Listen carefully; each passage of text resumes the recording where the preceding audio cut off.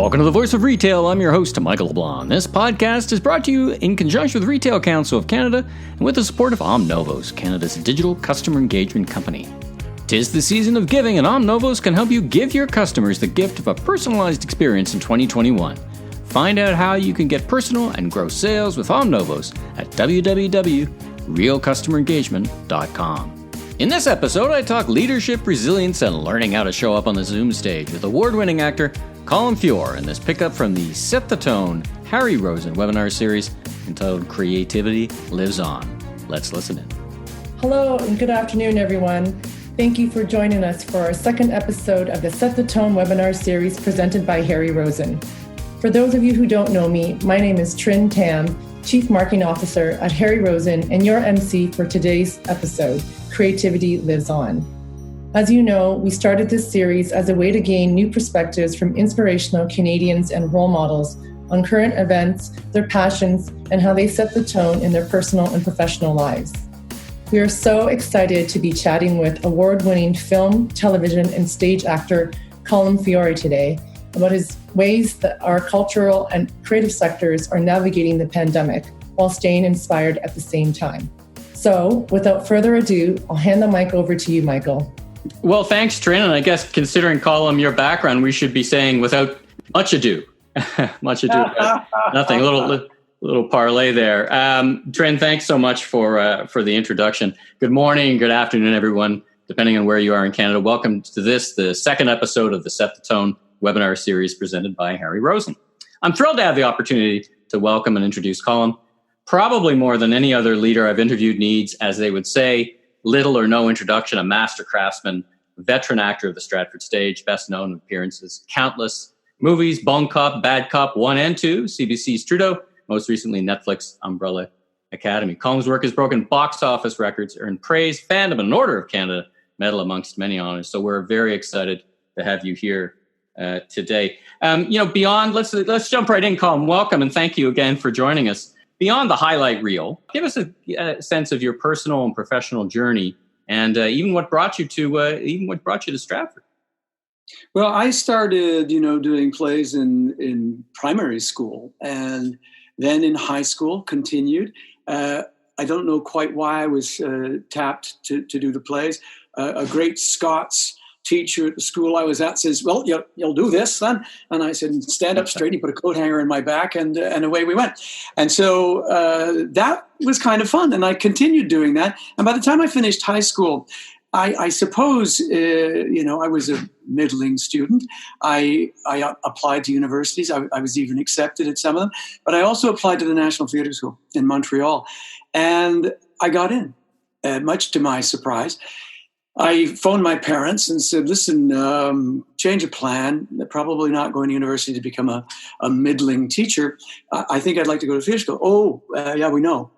"So how do you know?" "Well, the letter came here, and it was time sensitive. So we accepted on your behalf," which was an enormously encouraging, vote of confidence. So I went to the theatre school. Got out of there, went straight to the National Arts Centre before I even graduated. Then out of the National Arts Centre for a show, I ended up in Toronto looking for work, did some television stuff there, and almost immediately ended up at Stratford. But John Hirsch was looking for people. And so at a very young age, I was catapulted into an awful lot of work. And I mean, obviously, this is an actor's dream. But one of the great advantages at Stratford is you don't do one show. We're in repertory. So you do 3 or 4. And in the case of my first year here, 1981, I did 5. One of them, wow. I could never even have been in.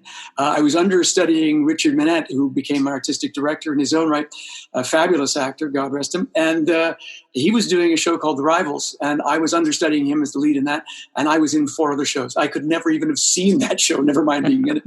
But, it was such a kind of calamitous year for Stratford. All kinds of extra stuff was going on. But the bottom line was I did the work. And in doing all of that wide variety of work, it laid a fundamental, foundational understanding for me about how to begin a career. And so that's where I started. And I stayed with Stratford for many years. In the downtime between seasons, I would do television and a bit of film. And then at a certain point in my Stratford career, I did a little film called 32 Short Films about Glenn Gould, wherein I played Glenn Gould. And the director of that, François Girard, said, well, you should probably do more film. And I said, well, what do I need to do more film? He said, well, you need to be available. So this Stratford thing you've got going has got to stop. And I thought, well, what do you mean available? For how long? Because available is actor speak for unemployed and consequently broke. And so he said, 2 years. And I said, Francois, I don't have 2 years. I better get lucky pretty darn quickly. But I did risk it. And I went from Stratford and took the VHS copy of Glenn Gould around and said, hey, I'm in this. And maybe you'd like to meet me. And I got some work.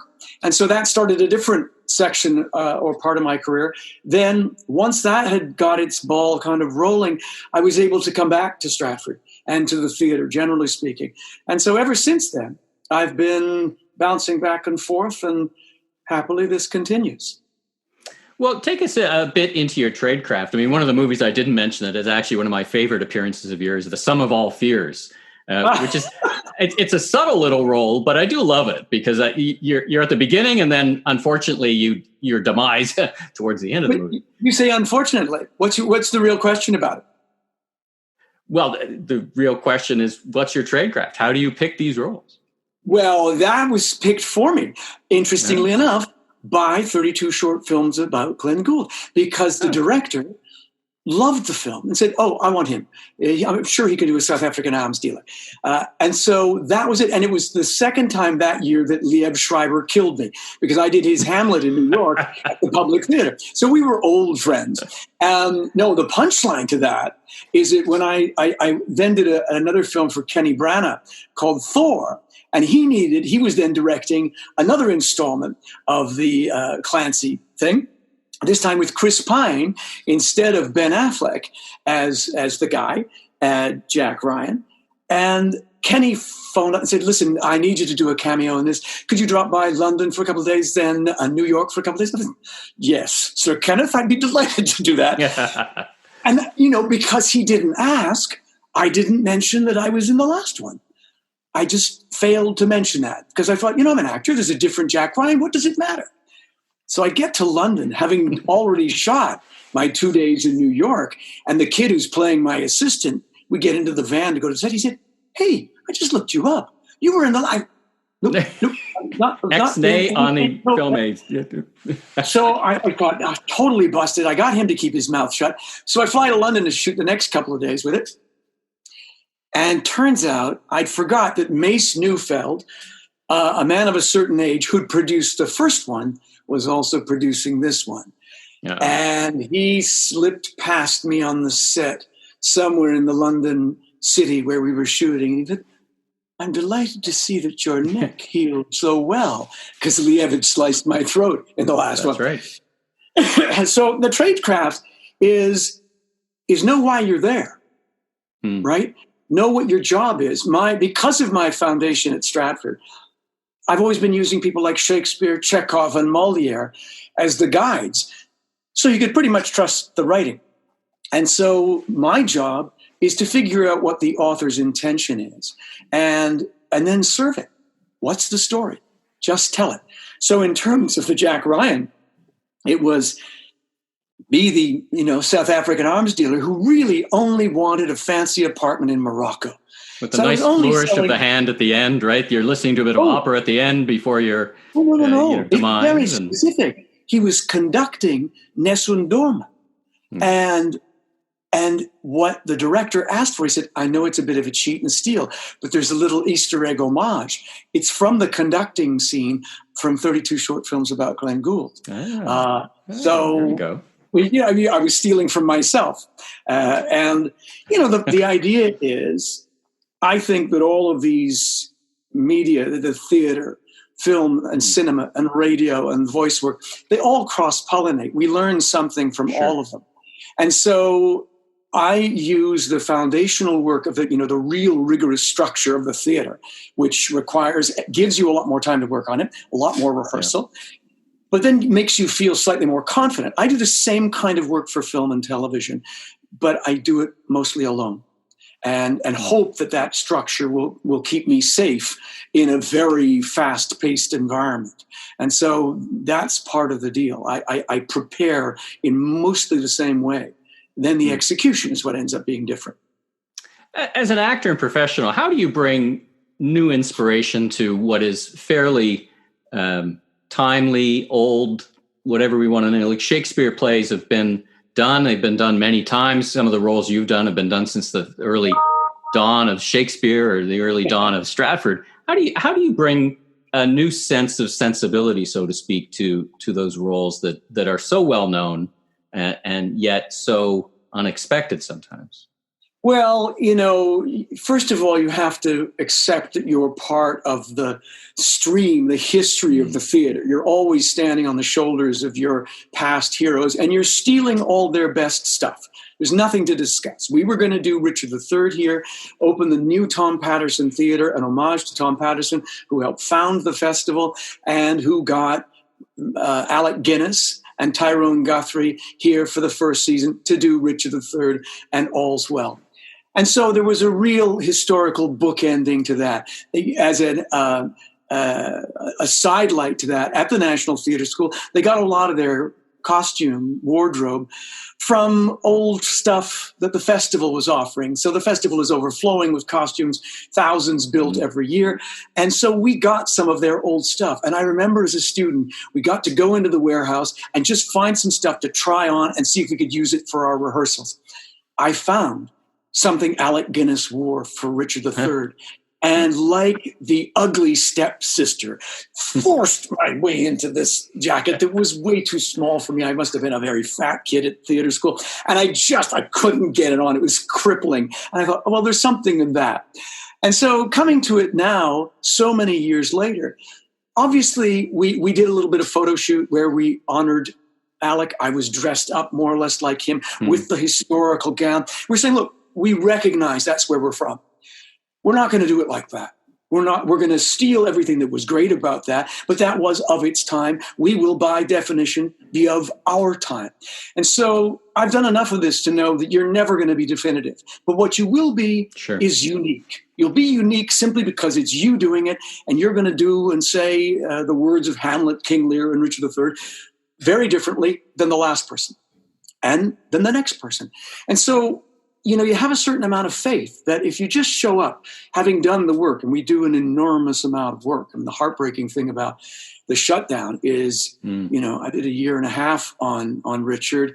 My floor here is littered with biographies and histories and knife wear and how to do armor and where I was going to hide the knives. I just place is lousy with knives. One of the knives I wanted to incorporate into the costume, I bought from one of my favorite knife stores in Toronto. And have a look at this. This is gorgeous. And I wanted to just keep taking this out and opening it and keep taking it out because historically Richard had a dagger and that's what he did. So I was asking Stratford to find a place to build this into the costume because the guy's armed to the teeth. So I've got the knife. I live in hope someday we'll do it. But we had a perfect show for this time. Richard III was going to speak to today. It's about tyranny. It's about people who enable tyranny. So obviously you look around the world, and this was a really important story to tell. We didn't have to dress it up. I wouldn't have had to wear a red tie as Oscar Eustis did a production of Julius Caesar at the Public not too long ago. You didn't have to create you didn't have to create a context. The global environment was creating it for you. And all you have to do suddenly is say Shakespeare's words, just people speaking, and just people speaking in English. Well, an understanding of all that history with the year and a half's work that me and Anthony Cimolino, the artistic director of Stratford and the director of this show, were doing, we just have to make it clear. And the audience would go, wow, I guess Shakespeare is relevant, absolutely razor-like to the truth of what's going on in the world, not just south of the border here, but in South America, Turkey, Hungary, you name it. Many places. This is a message that speaks. And again, heartbreakingly, we had a bit of a crystal ball. We were sold out. I would still be doing Richard III in the snowfall here. We had extended the show's run the full extension that Actors Equity would allow us. We had added more performances, and we had sold out the first 3 months. It was very gratifying to see. But of course, that can't happen. So, well, let me follow one thread about what you're talking about. So you're talking about the amount of preparation and the many, many months that went into it. Give us a sense for those of us who watch and love the theater but don't understand the behind the scenes. What's the scope and scale of a production like that? There's obviously yourself and your preparation, but how many people are there, and what goes into pulling a production like that together? We come into the first reading for Stratford for Richard III, and there were probably in excess of 100 people in the room, representing different departments of the theater, but at least 40 plus of them were in the cast. Then we have stage management, directors, assistant directors, fight choreographers, assistant fight, you name it. Lighting designers, costume designers, set designers. It's massive. I mean, this is a $76 million operation that puts on big shows. And this season particularly, we're going to do about 14 or 15 of them. My wife, Donna, was going to do 2 of them. So directing Chicago, right, is one of the things directing and choreographing Chicago, a brand new production of Chicago. She got the rights from the rights holders to reinvent that for the festival's thrust stage. So that was really cool. And I would spend most of my coffee breaks from Richard dashing down to watch her do that. And she was doing Stephen Page's new musical called Here's What It Takes. So Chicago was up and ready. They were at Sittsboro. She was going into tech. She was a couple of weeks away from preview. So that show still exists, all done, and the money's been spent. Richard, we were less far advanced, but we were well on our way. And so listen, we had in that room Martha Henry, Lucy Peacock, Shauna McKenna, Tom Rooney, Mike Shera, Jessica B. Hill, fabulous people that everybody knows and trusts to do this kind of work. And then a host of young people, up-and-comers, really, wildly keen to keep doing this kind of work and taking the torch from the rest of us.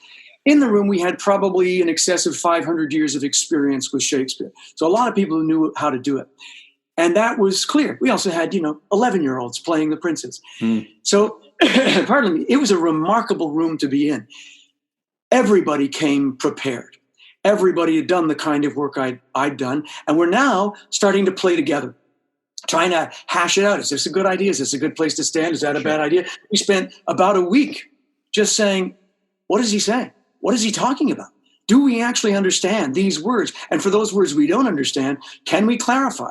Or should we just change it? I grew up with Michael Langham, who was one of the first artistic directors of the theater.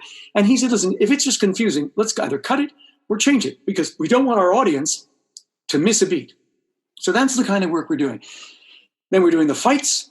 We're doing the dancing if there's dancing. We're doing the singing if there's singing. We're doing all kinds of fight choreography, trying to figure out how to make this happen. And we had, Anthony had some pretty brilliant ideas for Richard, because the real Richard III had been recently discovered in a parking lot in Leicester under the parking space marked R for Rex or somewhat ignominiously, but there you have it, right? Ignominiously, but reburied with a lot of pomp and circumstance. So, I'm doing things as part of my research like autopsy reports, like the full history of the autopsy, the book on it, the archaeological dig, all the videos, all the YouTube rabbit hole stuff one can do.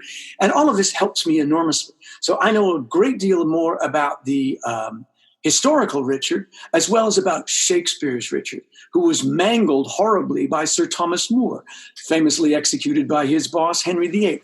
So there's a lot of interesting interconnectivity between the real history, what Shakespeare's propaganda spin was, what people think the history is, and us actually putting a play on. Now, there's no moment for me to play all of the nonsense in my head, but that I know it adds layers and layers and layers of complexity, so that every time I just utter one word, it's redolent of all that work.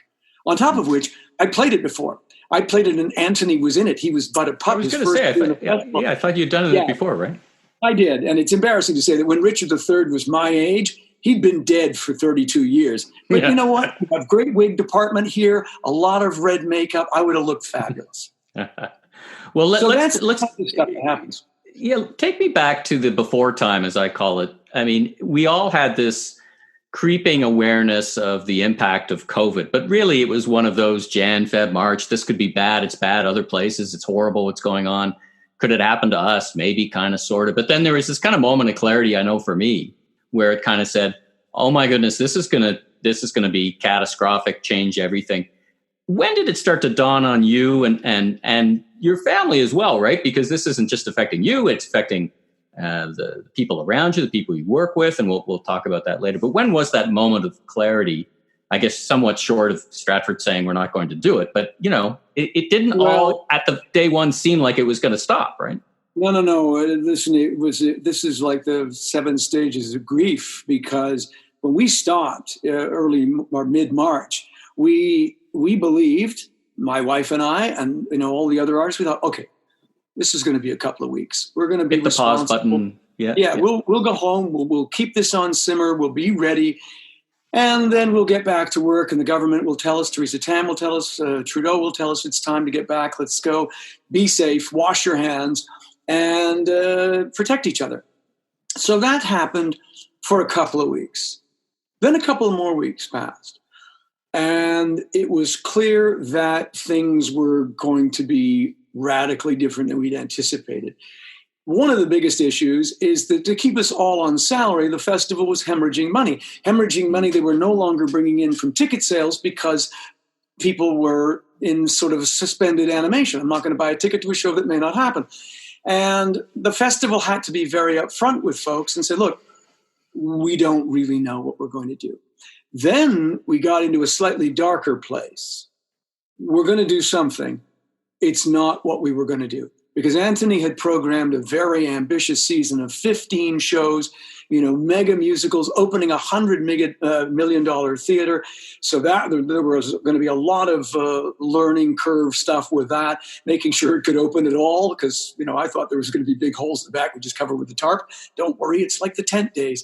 So there was that. It's theater. Yeah, and we're going to get on with it. And everybody who comes knows that they're a part of something really special.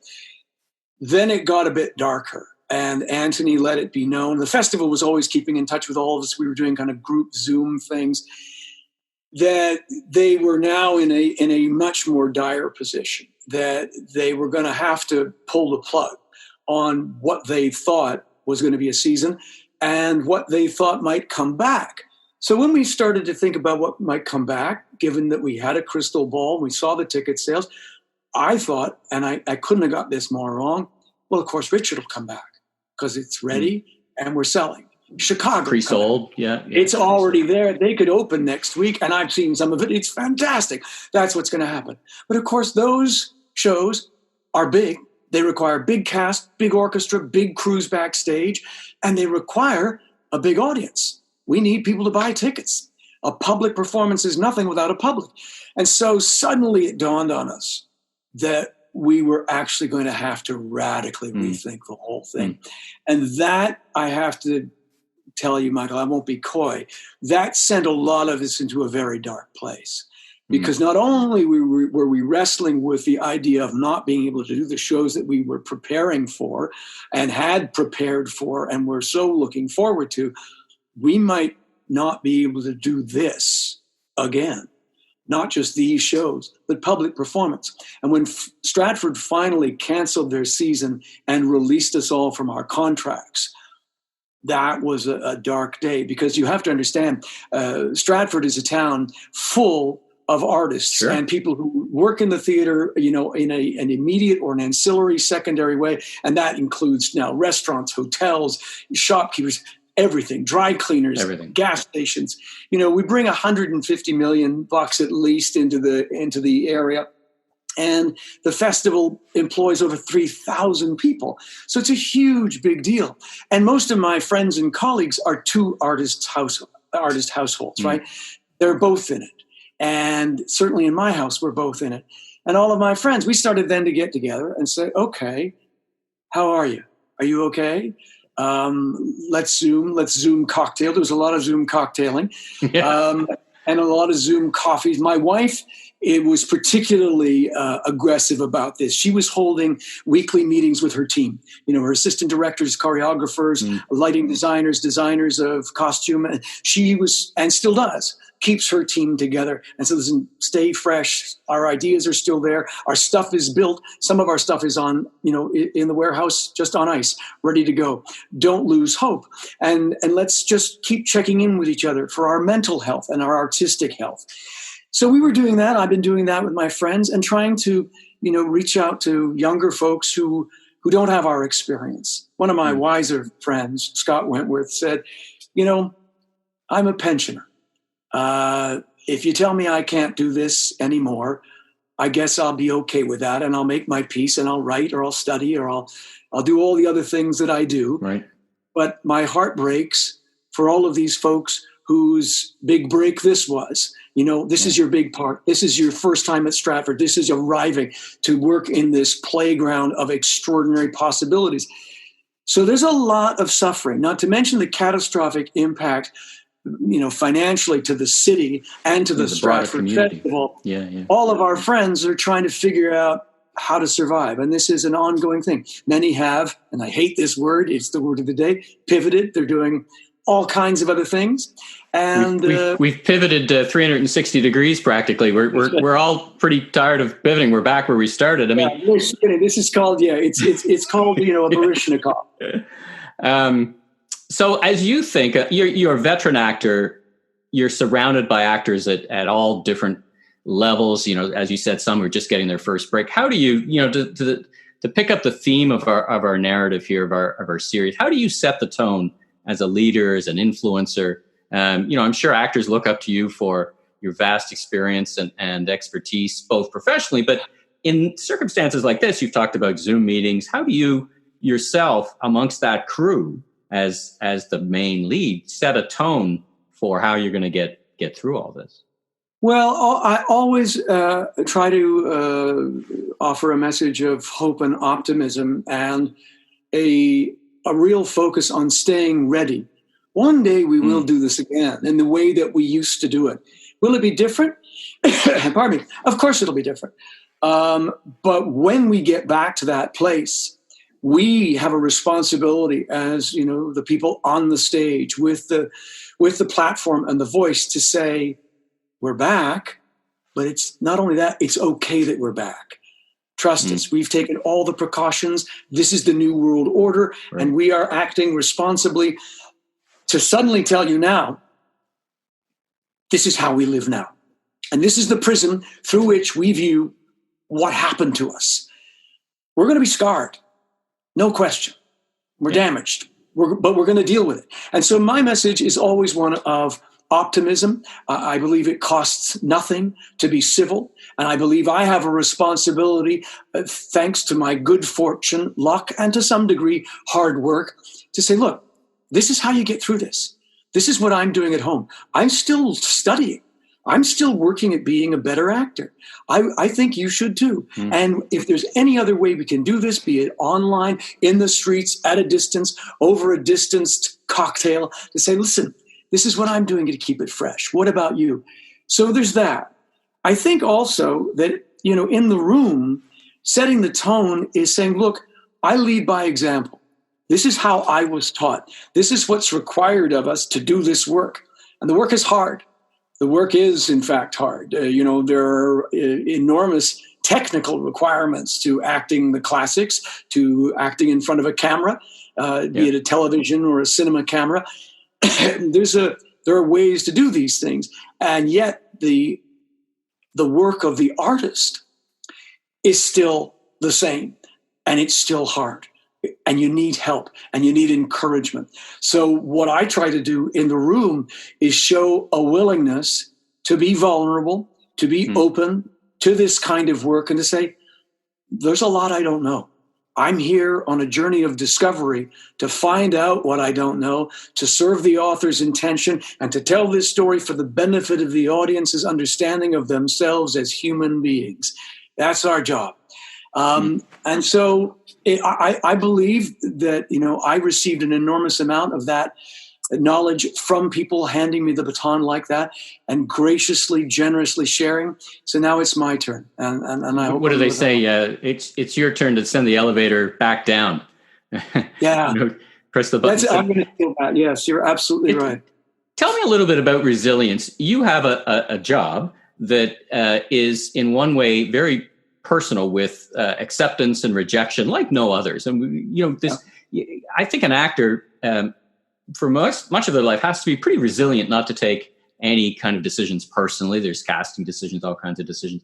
Any advice for the viewers, the listeners about resilience as in a time like this in the COVID era? Well, I think you have to start the journey of being comfortable with yourself. And obviously it's a lifetime of trying to do that, being honest with yourself, even if it's, if you have to cheat a little bit. There's always people in my life who are more than willing to be honest with me. And I find that so helpful. So helpful. That's the thing. As an actor, you're, and I married a director. What the hell was I thinking? So, both as my director and as my wife, she's more than happy to offer an opinion about how I might be better. And because I'm not dumb, I take her advice. And I'm, and it doesn't always work. I mean, I am a lot of things, but it's a lifetime's work. And so what I'm getting toward now in my advanced age is this is what it is, right? If you don't like it, pass. That's fine. I'm still working on it. It's an ever evolving thing. So forgive yourself, and keep going, keep working. You're absolutely right. We get rejected 9.5 times out of 10. What do we learn from it? That they didn't want us, that we weren't right for something. But when we are right for something, we should trust ourselves and just say, okay, like the clutch coming out and the gears engaging, just move forward. And don't carry any of that baggage of past rejections. You just can't. There's no point, and it doesn't serve you. It doesn't help you. And if you think back to, Shakespeare's day, they had the plague, which was at least as serious as COVID-19. And they all, bugged out of town, went back home to Stratford and wrote and said, okay, when we come back, we'll be ready. Of course, they were able to tour and make a little bit of money on the side. So some of our people do have side hustles, and that's keeping people, alive and keeping their creativity going. And lots of my friends have turned to equally creative outlets. They're going back to carpentry school. They're building things. They're doing makeup work. They're doing, things that they've always wanted to do and just never had the time for. And, I've been very, very fortunate. I've been doing a little bit of the stuff that I actually know how to do, but in a very different way. So, you're doing distanced voiceovers or commercial voice recording. I just actually finished a film with COVID capable protocols, and so we're all trying to stay at it through this weird new time. And I would just simply say, stick with it, stay positive, and stay safe. We're doing the right thing, and what you learn about yourself, make some notes. I keep making notes for an imaginary memoir that I'm going to read. It's not going to go well. It's not going to happen because my first was in response to learning how to cook. It's thinking and drinking, eating, cooking. These are not going to be great COVID memoirs. I'm going to have to think of something else. Well, let me, one of your favorite writers said something along the lines of all the world's a stage. I guess I would say today, all the world's a Zoom conference stage for many of us. And I wanted to get your advice. I can't miss this opportunity. Many of us are spending way more time on camera than we ever imagined in our entire lives. I got a piece of advice when I was going on live once, and someone said to me, be yourself plus 10%. I said, oh, that's an interesting piece of advice. What's your advice as a professional to all of us who have to perform at some level like we never imagined we would in front of a camera on these Zoom meetings and all these things? What are your thoughts about that? My first piece of advice would be, and certainly considering recent news we've heard, keep your trousers on. That's probably the first place to start. Okay. But in all seriousness, the idea of being yourself plus 10 suggests that you're adding something. This is a performance of sorts. There is a new you that will project out to the world. And so we talk about finding who you are and being comfortable with who you are, putting on your clothes, choosing your clothes so that you're comfortable. This is not a costume. This is how you want people to see you and things that make you feel comfortable. Because if you feel comfortable, then there's a ghost of a chance that you will be natural and more at ease with yourself. And if you're more at ease with yourself in front of a camera, then you can forgive yourself for all of the stresses that come at you when you're on. The lights are on. The little green thing is flashing, and you've got to be intelligent, articulate, and sensible. And of course, you're called to comment on something the CEO just said, and you're like, oh, I was in, and you're had a half cup of coffee. But without the advantage of actually being able to look people in the eye. Because although, Michael, I will glance at you, anytime I look at you, it appears that I'm looking down. So I'm actually looking at a tiny little green dot and a camera lens, which is weird, right?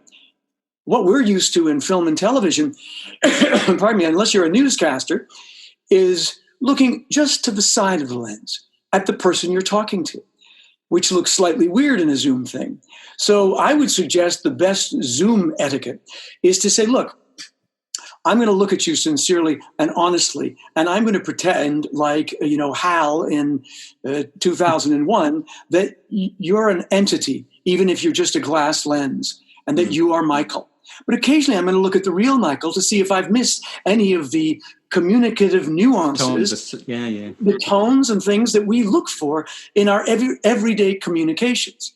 And the other thing is to be, rather more forgiving with yourselves about Zoom exhaustion. And don't book a whole bunch of them back to back to back. Give yourself a rest, because it hurts our brains. It hurts our brains to be that on, because we're not now allowed any moment to be dull. We're not allowed taxing, right? I mean, it's very taxing, right? Well, it's like you said, you're on. So it's a performance. It's not insincere when I say it's a mask or a persona that you're putting on. You do that in the moment you choose your clothes in the morning. Then when you do your hair, you go to the bar and say, I want to cut like this. These are my new glasses. They all say something about how we would like to be perceived. And, my advice to people is just find something you're really comfortable with.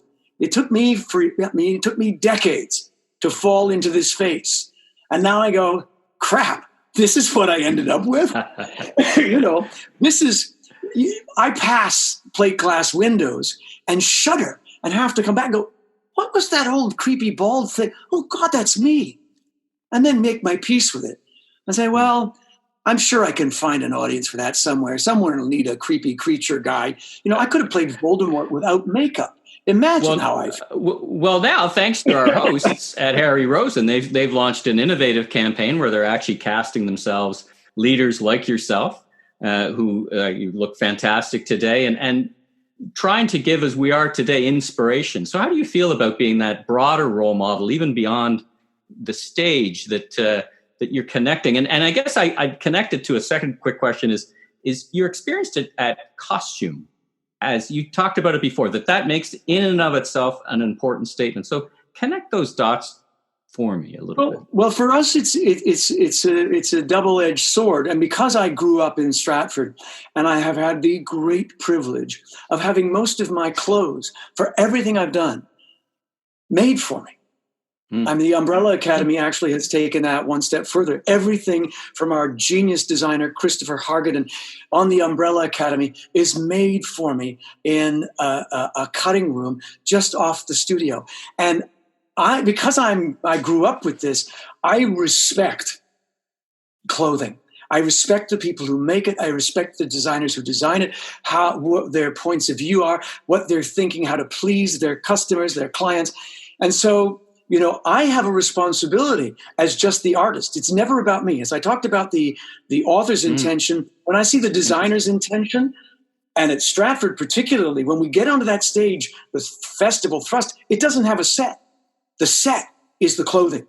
I carry the kingdom on with Richard III's cloak. I make you see everything about that cathedral because of what I'm wearing. But it's not a costume. They're clothes. They're choices this guy made in the morning. Which one of those do I want? What sword am I wearing? What jerkin? What crown? So we make those decisions every single day. One of the challenges for me as an actor is to come to wardrobe and the costume and say, no, my character chose these clothes. These are mine. I made these decisions, and I choose to have the world see me in this way. So that then there's no disconnect. These are my clothes. I chose them, and this is how I want to wear them.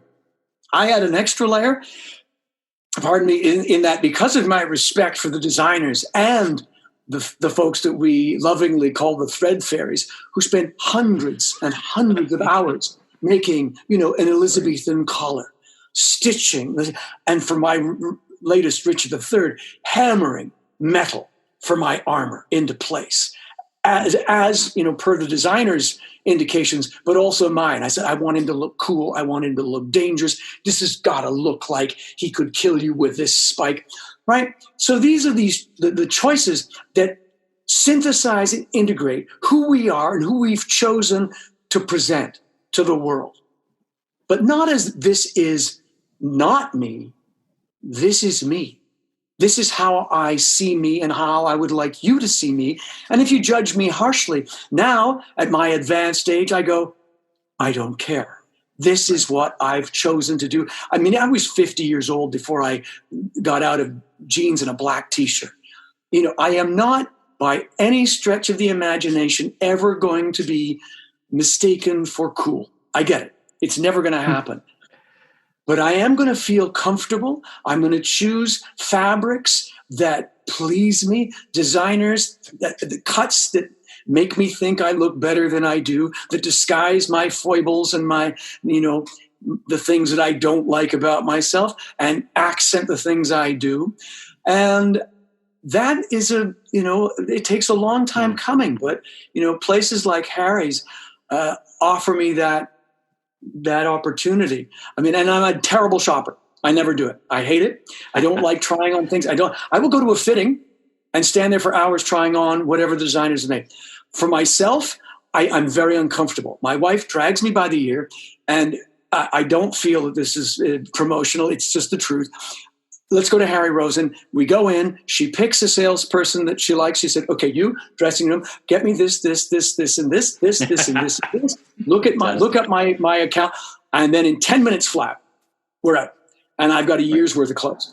And they all suit me. And they all look. And, I do the same thing for her. I can sit 3 hours outside a dressing room for her, and I am very judgmental. And I'll say, yes, no. Why? Because I have to look at it. I have to see her in it. And I want her to be beautiful and magnificent and everything that she wants in it. So it behooves me to be honest, because I'm not that good an actor, right? Do I look lovely in this? Oh, yeah. Yes. It's not going to work. It's not going to fly here.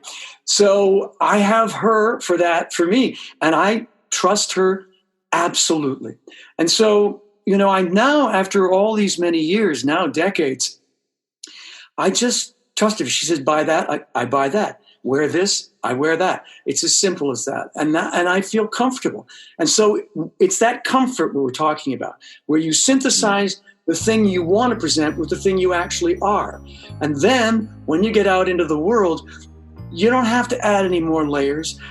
More of you, that 10% that's extra when you're zooming and on camera, can come out effortlessly, naturally. And you look around and steal from the people you admire most. You see them on camera, either your CBC, CTV, newscasters, CNN, whoever it is you like, and say, why do they seem so comfortable in front of that lens? Either they've grown up with it or they know who they are. And they're okay with that. And it's the choices. It's the choices they've made.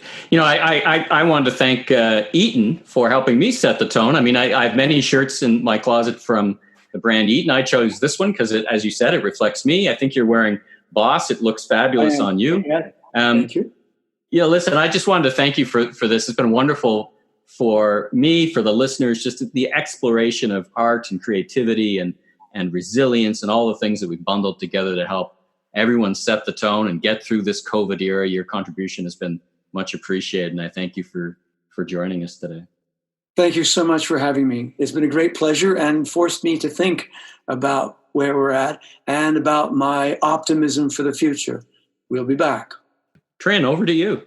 Well, thank you, Michael, for being such a great host, as always. You always get the most out of people, and I love that about you. And thank you so much to our wonderfully insightful and articulate guest, Colm Feore.